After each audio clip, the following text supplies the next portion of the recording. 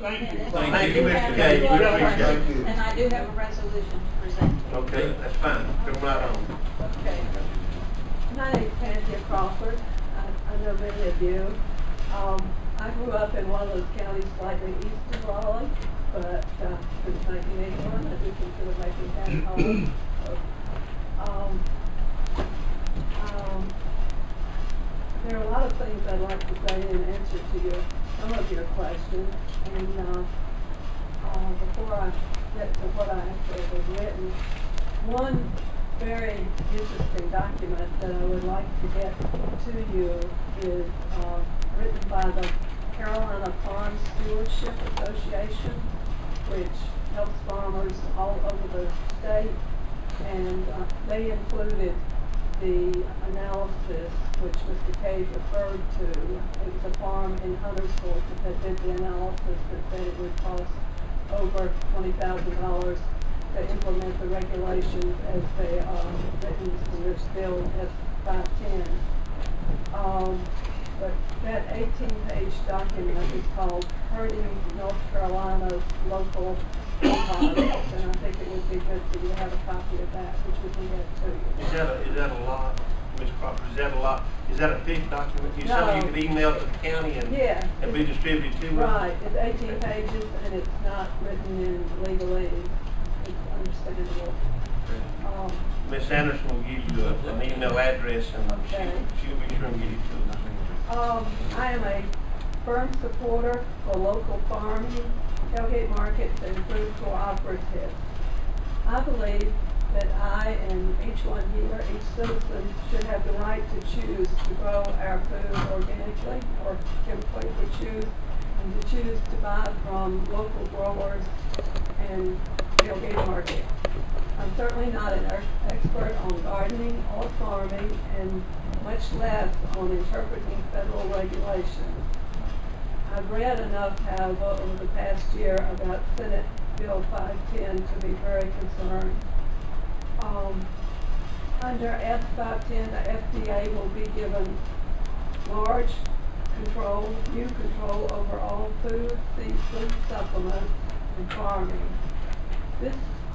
Our FDA said in a recent case involving raw milk, there is no deep-rooted historical tradition of unfettered access to foods of all kinds. And plaintiffs' assertions of a fundamental right to their own bodily and physical health, which includes what food they do and do not choose to consume for themselves and their families, is similarly unavailing because plaintiffs do not have a fundamental right to obtain any food they wish. So the FDA is telling me I can't choose to eat any food that's available in this country. The Farm and Ranch Freedom Alliance has a letter to U.S. senators, which you'll get a copy of, which lists 157 organizations that are opposed to S510 as it's written, or have concerns about S510.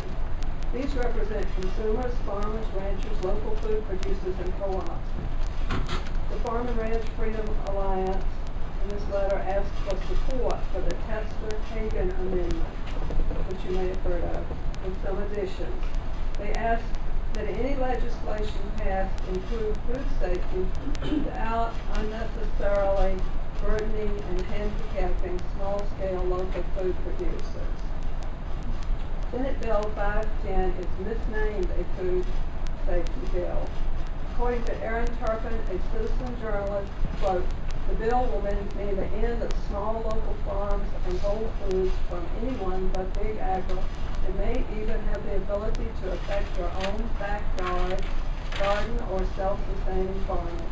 In other words, S510 gives the FDA under a new czar the ability to completely take over our food supply, top to bottom, and eliminate all non-approved sources of food, end quote.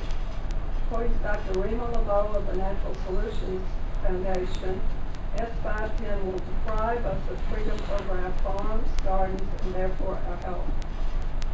In her comments, she says the language in S510 will close down family and organic farms because it requires them to have hugely expensive machinery and difficult and expensive record-keeping that they cannot afford. It will create a monopoly over industrialized food. It will not stop the tainted food problems because the bad stuff comes from big agribusiness where they already have the machinery and mechanisms required but still produce factory farm food. It also will put Homeland Security in charge of food delivery systems around the country, politicizing the same. According to Dr. Laura Chamberlain, S510 fails on moral, social, economic, political, constitutional, and human survival grounds. It puts all U.S. food and all U.S. farms under Homeland Security and the Department of Defense in the event of contamination or an ill-defined emergency. It would allow the government under maritime law to define the introduction of any food into commerce, even direct sales between individuals, as smuggling into the United States. It also imposes Codex Alimentarius on the U.S., a global system of control over food. And this is my note. If Codex is implemented, many people who take vitamin and mineral supplements for their health would have to go to their doctor, get a prescription, then go to the pharmacy and get a synthetic product that would only contain the FDA minimum daily requirements of the supplement. I think we pretty much got the gist of the Okay. property. I know we have other speakers, and we can certainly come back to you with the 15-minute allotment. We're running pretty close on time, so. I did want to emphasize it's not non-controversial. All it would take to slow the bill down and lead to more debate is for one senator to put a hold on it so that it could not be passed without debate. And could I add one quote? Thomas Jefferson said, if people let the government decide what foods they eat and what medicines they take, their bodies will soon be in as sorry a state as are the souls of those who live under tyranny. Thank you for taking to my Thank you, Ms. Cross. The last time they tried to do something ever since then, when you want to get hamburger, you got to go home and cook one because you got to cook it like shoe leather now, but you have to go home and cook the hamburger. Yeah. I'm a vegetarian. Well, and your name, sir? My name is Don Erickson. Don Erickson.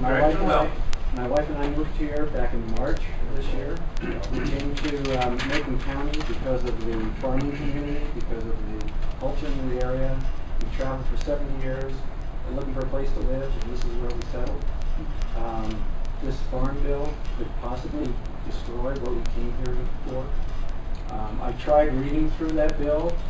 It was gobbledygook to me. I couldn't figure out what it was trying to say. I feel sorry for anybody that has to implement it. I hope that they have good conscience and that they will implement it in a good way. But right now, that bill is not clear enough to give direction as to what should be done. So I guess I ask you guys, if you can, ladies, if you could help to get that bill worded properly, clearly, so it serves the people of Macon County and of America. Thank you, Mr. Erickson. We appreciate the information. Now, Ms. Dale, did you had something you'd like to present? Yes, I do. I just, we have a suggested resolution for you gentlemen, perhaps to save you a little bit of time. And earnestly ask that each of you examine the documents that we will be giving you also, that we are submitting to you, as well as approving the resolution. We ask that you as individuals please contact your senators and express your feelings about the impact of this bill. And we hope that all of the farmers markets, the co-ops around the nation will not be impacted by this. Many of the people who are your friends and neighbors are involved in farming, and a lot of them are here in the room. And on their behalf, I ask that you please give this for serious consideration. And I have a copy of the resolution for each of you. While Ms. Dale is passing it out, the board will take under consideration, and we will, as we contact our legislators, which I'm sure that this board will, we will, I have Ms. Soulsby down as the contact person for the board. Ms. Soulsby would like that to remain, you to be the contact person from this board to you, since you and I have been communicating. So that's the way it will remain. We will certainly let Ms. Soulsby know when this will be back on the agenda, or if we have more questions. But does the board have any questions of any of the group? I've got an announcement that may be interest to you. Senator Burr will be here October 2 at 4 o'clock. All right. And so if you want to present Where will he be? Where? I'm not sure yet. That's before election. The boiler room. At the boiler room. Is that where it is? Yeah, but anyway, he will be in town. Watch the newspaper for He's going to your checkbook, but you can talk to him about something else. You don't know why it's here. I would almost Anyway, that will be a good time, and I assure you that if we, I'm presuming that we'll pass a resolution before then. I will hand deliver one. October the 4th? 2. 2. At about 4 o'clock. Watch the paper. And I'd like to thank this whole group and Ms. Soulsby for bringing it to this board's attention. I mean, that's what, there's some things goes on in the state that we sometimes get in front of, and we talk to our legislators, and we know it before they know it. So we really appreciate this, because we think this is for those of us who were born and raised, or who just have moved here. And thank you for choosing Macon County, Mr. Jefferson. We appreciate that.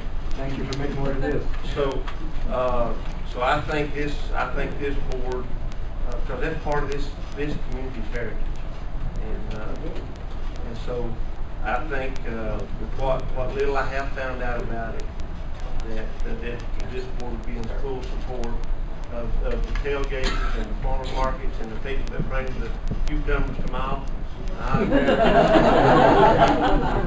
So thank you all for being here, and we will be in touch as to when that will be on our agenda. Thanks for the compliment, presuming that we actually have some influence. Yeah. It'll be like the Human Services Committee. They'll know we're there.